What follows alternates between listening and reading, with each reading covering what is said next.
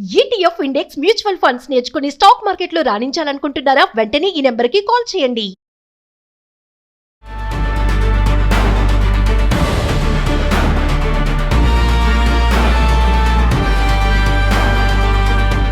నమస్తే, welcome to Suman TV. Present మనతో పాటు ఉన్నారు TEDx speaker, legendary award winner in real estate, realtor oxygen founder and CEO doctor Nandi Rameshwar Rao గారు.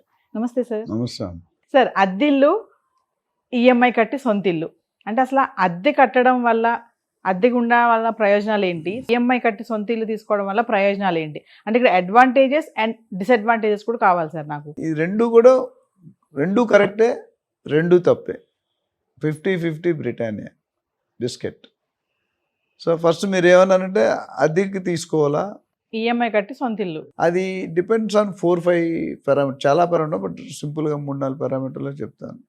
ఒకటి, మీ ఏజ్ ఏంటి, అంటే ఎవరైతే మీ ఫ్యామిలీ, మీ పిల్లలు ఎక్కడ చదువుతున్నారు, మీ అత్తగారు మామగారు నీతో ఉంటారా, బడ్జెట్ ఎంత, లోన్కి ఎలిజిబిలిటీ ఉందా, జాబ్ ఏంటి, ఆ జాబ్ ఫ్రీక్వెంట్ ట్రాన్స్ఫర్లు ఉంటాయా లేదా, అయితే గవర్నమెంట్ జాబ్ అయితే కొన్ని కంపెనీలు ఒకటే దగ్గర ఉంటారు. ఇప్పుడు గవర్నమెంట్ కూడా ఆన్ డెప్యుటేషన్ పంపిస్తున్నారు, ఫారిన్ కంట్రీస్కి వెళ్తున్నారు.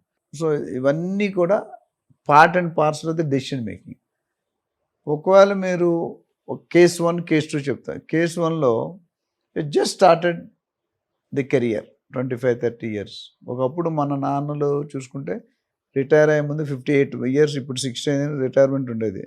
అప్పుడు పిఎఫ్ గ్రాట్యుటీ డబ్బులు వచ్చాయి, దాంతో ఇల్లు కొనేవారు. ఎప్పుడు 30-40 ఇయర్స్ బ్యాక్. ఆ సిచ్యువేషన్ అది. ఇప్పుడు నవీనాకే 3-4 ఇళ్ళు ఉన్నాయి. సో అట్లా 25-30 ఇయర్స్తో కొనేస్తాను. అక్కడ ఆ సిచ్యువేషన్ బట్టి మీరు జనరల్ యావరేజ్గా, నేను ఎప్పుడు మనం అంతకుముందు కూడా చాలా వీడియో చెప్పాను, 1/3 of your salary should be your savings. లేకపోతే you have to shave. Savings లేకపోతే షేవింగ్స్ అవుతాయి. సపోజ్ మీ శాలరీ, జనరల్ శాలరీ 50-60 వేలు శాలరీ తీసుకుంటే ఒక 30-35% అనేది సేవింగ్ పెట్టేసి మిగతా దాంట్లో ఖర్చులు అడ్జస్ట్ చేసుకోవాలి. బట్ మోస్ట్ ఆఫ్ టైం ఇప్పుడున్న పరిస్థితుల్లో అది సాధ్యం కావట్లేదు. అట్లా ఇద్దరు వర్క్ చేసి 2-3 లక్షలు సంపాదించే కొద్దిగా కష్టం.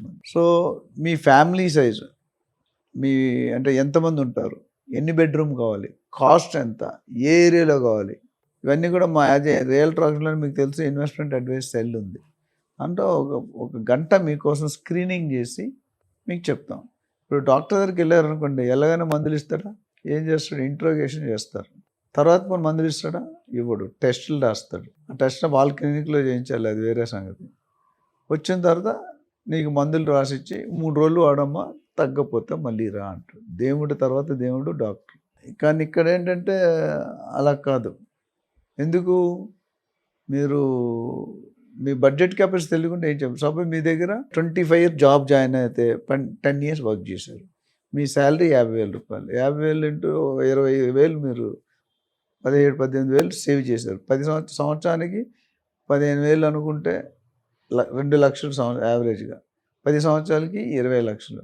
అంటే మీరు 20 లక్షలు పెట్టగలిగితే 1 కోటి రూపాయలు ప్రాపర్టీ కొనుక్కోగలుగుతారు. ఇప్పుడు ఈఎంఐ ఎంత ఉంటుంది, ఈఎంఐ చాలా ఎక్కువ ఉంటుంది. మీరు 20 లక్షలు పెడితే ఆల్మోస్ట్ 75,000 ఉంటుంది, కట్టలేరు. సో అది ఒక క్రైటీరియా. సో ఇద్దరు ఉన్నారనుకోండి, ఇట్స్ పాసిబుల్, ఎందుకంటే మీ ఇద్దరు కలిపి కట్టుకోవచ్చు. రెండోది, మీ ట్రాన్స్ఫర్స్ ఎంత ఫ్రీక్వెంట్గా అవుతాయి. ఇప్పుడు మీరు ఒక దగ్గర ఇల్లు కొనుక్కున్నారు, సపోజ్ మీరు ఈసీఐలో కొనుక్కున్నారు, మీ ఉద్యోగం నుంచి తెల్లాపూర్లో పడింది, సెట్ అవుతుంది. అక్కడ నుండి మీరు పోచారంకి వేశారు సాఫ్ట్వేర్ కంపెనీకి, then you might be under pressure. Government job ఉంది, ఈసీఐలోనే ఉంది ఏదో కంపెనీ, అక్కడే ఉంటారు. సో మీకున్న పరిస్థితి, దీనికి కరెక్ట్గా స్ట్రైట్ ఫార్వర్డ్ ఆన్సర్ లేదు. సపోజ్ మీరు 2వ ఇల్లు కొనుక్కుంటున్నారు, అప్పుడు ఆప్షన్ ఉంది. ఎందుకంటే పర్సంటేజ్ ROI, ఎవరైనా రియల్ ఎస్టేట్ పెట్టుబడి ఎందుకు పెడతారమ్మా, ఇన్వెస్ట్మెంట్ కోసం పెడతారు, అంటే అప్రిషియేషన్. సో 1 కోటి రూపాయలు పెట్టి మీరు కొనుక్కుంటే 20,000-25,000 రెంట్ వస్తుంది. సంవత్సరానికి 2.5-3%.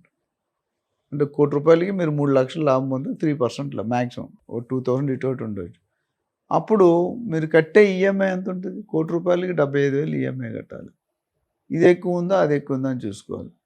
సో యంగ్ స్టేజ్లో జనరల్గా రెంటల్ ఈజ్ బెటర్. ఎందుకంటే స్టార్టింగ్ స్టేజ్లో కొద్దిగా స్పేర్ మనీ కూడబెట్టుకున్న తర్వాత it's better you go to purchase.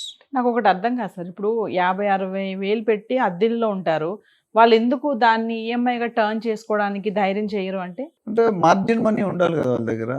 ఇప్పుడు ఆయన 50-60 లోన్ వస్తుంది కదా సార్, అదే 50-60 ఆల్రెడీ 75,000 ఖర్చు పెడుతున్నాడు ఆయన. ఎక్కడ కడతాడు ఈఎంఐ? అందుకనే పర్సన్ టు పర్సన్ మారుతుంది.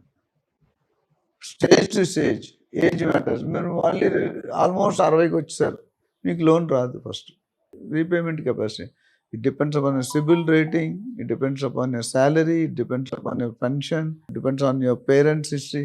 అంటే మీ చేతిలో డబ్బు ఎంత ఉంది. బ్యాంక్ వాడు లోన్ ఇచ్చేటప్పుడు 2 ఫ్యాక్టర్లు చూస్తాడు, 3 factor: age, CIBIL, repayment capacity. అది లేకపోతే నువ్వు కావాలను ఇప్పుడు కావాలని యంగ్స్టర్స్ క్రెడిట్ కార్డ్ స్వైప్ చేస్తూ 30 yearsకి కోల్పోతాను. దే నాట్ నేను లైఫ్ టైంలో ఎప్పుడు కూడా క్రెడిట్ కార్డ్ వాడలే లైఫ్ టైంలో. That's a history. మొన్న హెచ్డిఎఫ్సి బ్యాంక్ మా ఇంటి పక్కన నా కంపెనీ అకౌంట్ అంటే ఫ్రీ లైఫ్ టైం వీసా అండి, నీకు 2 లక్షలు 3 లక్షలు తీసుకోవచ్చు. అయినా నేను తీసుకున్నాను. నేను కార్డు ఉంది కదా అని కొట్టకూడదు. ఎస్పెషల్లీ ఇప్పుడున్న షాపింగ్, ఫ్రెండ్ సర్కిల్, హ్యాబిట్స్ అని కార్డు ఉంటే కొడుతుంది. తర్వాత కట్టేవాడు ఆయన కదా, ఆయన పట్ల ఆయన పడతాడు. అందుకని నేను క్రెడిట్ కార్డ్ లేనందువల్ల మాకు ఒక ప్లస్ పాయింట్ ప్లానింగ్ అలవాటు అయింది. నేను ఆల్ ఓవర్ ఇండియా నుండి బయట కంట్రీలు కూడా తిరిగాను, 5-6 కంట్రీలు. So never we fail. So రెండూ మంచివే. మీకున్న పరిస్థితిలో నేను జనరల్ ఆన్సర్ ఎందుకు చెప్పలేదు, నీ శాలరీ ఎంతో తెలియదు, నీ ఏజ్ ఎంతో తెలియదు. ఓకే, శాలరీలో తక్కువ వచ్చాయి. ఇన్కమ్స్ ఉన్నాయా? రైతులు అయితే 10 acres భూమి ఉంది, దాని కొద్ది డబ్బులు వస్తాయి. ఆల్రెడీ బిల్డింగ్స్ ఉన్నాయా? ప్రాపర్టీ రెంట్లు వచ్చేవి, లేదా ఆల్రెడీ స్టాక్ మార్కెట్లో పెట్టావా? ఆల్రెడీ ఎఫ్డీలు ఉన్నాయా? సో ఇవన్నీ కూడా పరిగణలో తీసుకొని వన్ స్టాప్ సొల్యూషన్ అంటే ఒక 1 hour మీతో మాట్లాడి మీ వివరాలన్నీ కనుక్కొని రెండూ మంచివే.